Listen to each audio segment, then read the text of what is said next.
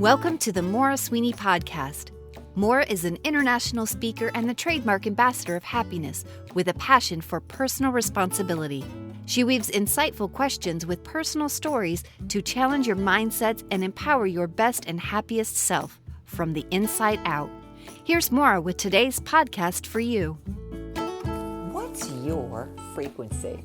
Well, if you're on a path to living happy from the inside out, today's podcast is for you. What's your frequency? You know, we don't always think about the unseen things. We may go about our day, our world, and we're looking at everything from a 3D point of view. If something's not solid, we just can't relate to it. And yet, we can be interacting and involving ourselves with so many different people that operate on different frequencies. And depending upon where those frequencies are, sometimes we operate well together and sometimes we don't. So I want to talk a little bit about that today, maybe to open up your awareness. When I think about frequencies, one of the easiest ways to imagine it might be through radio. And if you think about an old-fashioned or a traditional radio, specifically one you might have in the car that has a dial on it, you could actually think about turning the dial upward or downward, and in the process of doing so, change the frequency and thereby change the channel you're listening to, the voices you're hearing, maybe the music you're hearing on the other side. And all of us have different frequencies, some of which operate well together and others maybe not. And when we become aware of those frequencies and where we feel most at home, it helps us understand other people. It gives us a better opportunity to relate or choose maybe not so much to engage with other people. Let me give you a few different examples as to how frequencies can differ. And by the way, I do want to share this. There's no judgment in any of it, but it just gives you a good idea about how we all operate on different frequencies, even if we think we are alike on the outside. One first story comes to mind, and it involves my mother-in-law. Now, my mother-in-law was an extremely hard-working and very generous woman. She worked almost until she died in her early 80s, and she was known for being very generous with gifts. So I remember as our daughter was growing up, my mother-in-law would frequently write large checks to our daughter for her birthday, for Christmas, or whatever. And I could remember at one point speaking to my mother-in-law and saying, well, thank you very much for this. I said, we're going to allow our daughter to spend a little bit of the money and then we'll put the rest. We'll encourage her to just put it into a savings account for later on as she gets older. And I said, I'm very grateful for this. I said, but also keep in mind, she's a young child. And I said, it's just as important for her to know her grandma on a personal basis. Now, we had lived many states apart, so it's not like we saw each other frequently. And I remember the look of consternation on my mother-in-law's face, probably thinking, well, Maura, you probably don't appreciate the money that I just gave your daughter.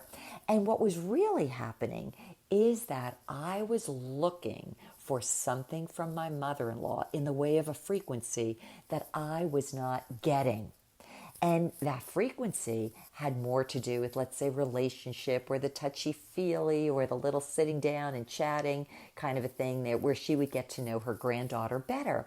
But that was an area that was really outside my mother-in-law's comfort zone.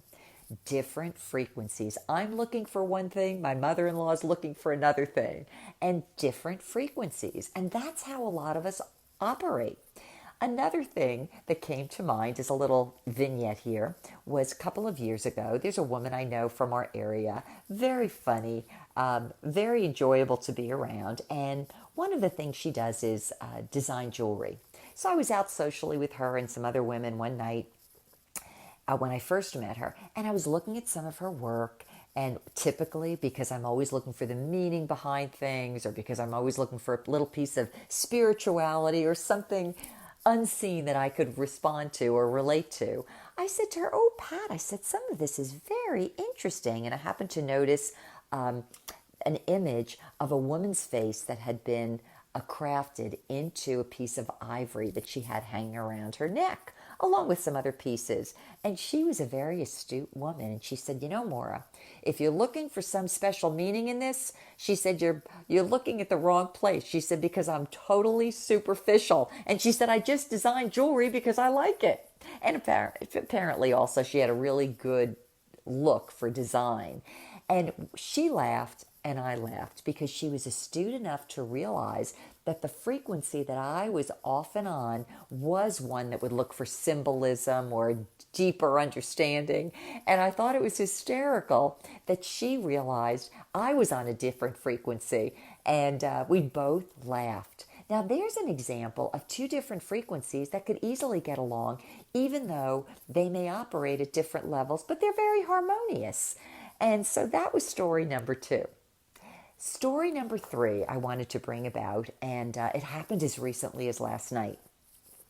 I want to talk about frequency in terms of something else, but it's not really all that different.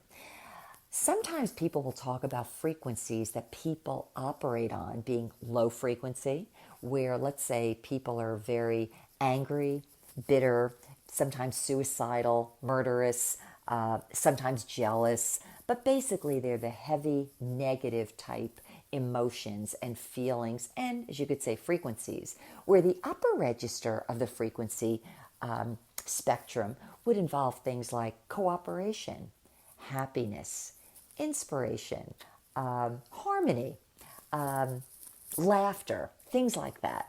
Okay, that would be considered more high level frequency.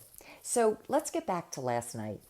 I'm out frequently, and last night I happened to be out with 2 friends of mine to listen to 3 gentlemen who, coincidentally, are talk show hosts, national talk show hosts who speak on conservative issues, family, politics, etc. So as we are walking from where we parked to this main center, I happened to encounter a man. He was a single protester, and he had some large signs put up. He was also dressed in a cap that told me that he had been a veteran of the Vietnam War. And it was very evident. I could feel that he was angry about the gentlemen that were inside speaking at this event. And I happened to glance at all of his protest signs, as I would normally do anyway. And all of a sudden, in an instant, I was able to put together the meaning behind one of his signs. Now, you'd have to be here in the United States, most likely, to understand it. But he used the color orange, and he was referring to Agent Orange, which was a killer to anyone who had fought in that war in Vietnam. But by using the orange, he was making the connection to his protest against Bad Man Orange, which would be Donald Trump, the president. And I looked at it and I laughed. I said, oh, I just got it. And I'm smiling, but his frequency was already down. It was already low. It was already angry. It was already pugnacious and maybe looking for a fight. Now I thought, oh my goodness, I just figured that out knowing that he was from the Vietnam War era. And instead of his saying, hey, you got it, good for you, he ended up saying to me, well, of course, that's because you're so stupid. Now, I was with a group of people that were also crossing the street, and he waited until I had passed by, and that wasn't his only remark. He happened to make another one. Now, I understood where the man was coming from. I didn't get offended at all. In fact, had I not been with others, I would have thought to go back to him and say, well, are you aware of the fact that I go to events all the time, and if truth be told, I'm probably at more liberal events than I am at conservative events. But as it turned out, I was with friends and I didn't. But I gave a little bit of thought later on in the evening, and I thought, well, obviously we were on 2 different frequencies. And I thought, I wonder what would have happened had I decided to go and engage with him. And my sense was, it's only conjecture on my part, that even if I did go back last night to speak with him, to ask him a few questions, to engage him, that he was not going to be getting from me what he was hoping to get. And that might have been, let's say, an argument, because that's not really my nature. And so there's a third example of operating on different frequencies. But in this case, the frequencies were so far apart that I don't know if anything would have been gained. So what does this mean for you in your life? You may not be going to any kind of a political event. You may not have a mother-in-law, and you may not know a woman who makes jewelry. But to be aware of frequencies is very helpful in terms of deciding where you want to go, where you want to hang out, who you want to engage with, and to what extent. Sometimes we can all be at a low vibration, a low frequency. Other times we might be at a higher one. Sometimes we can change, and sometimes other people can change too. But there are times when something in our personality is looking for what we cannot get from another person. And that very place can make us depressed. It can make us angry because we want to say to somebody, don't you see what I see, and don't you understand what I'm trying to tell you? Well, it may be that they're just at a different frequency. But the nice thing to know is that over the course of time, and I've seen this happen in my own life, things that I was not operating in, I learned to operate in. Sometimes it's because new knowledge came about. Sometimes it could be because I've had a shock in my life. But I've also known that I've been around other people who might have been problematic for my life, and that I was hoping to reach them at a certain level and I couldn't. But then I realized later on they had a change, and our frequencies became more harmonious. They worked better together. We were able to communicate. So what does all this mean to you about what's your frequency?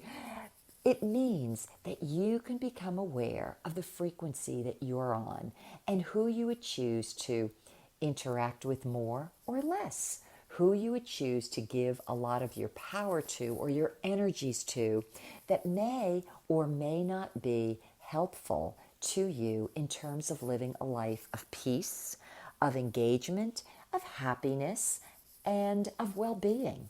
But to be aware of them will always help you because we don't always operate on the same frequency. And maybe tomorrow we might, but today we can make some decisions that will help us stay in that place where we're living in a sense of peace and well-being, and maybe where we can share that with other people, or maybe wait for another day when they're ready for it. So that's what I have for you today. I hope it adds to you for living your life happy from the inside out. Until next time, this has been Maura with Maura for You. For more insights on living happy from the inside out, subscribe to this podcast. To learn more about Maura, visit her MauraForYou.com website, where you'll find videos, blogs, books, and the Foundations of Happiness self-study e-course. Maura, 4, letter U.com, where Maura is always for you.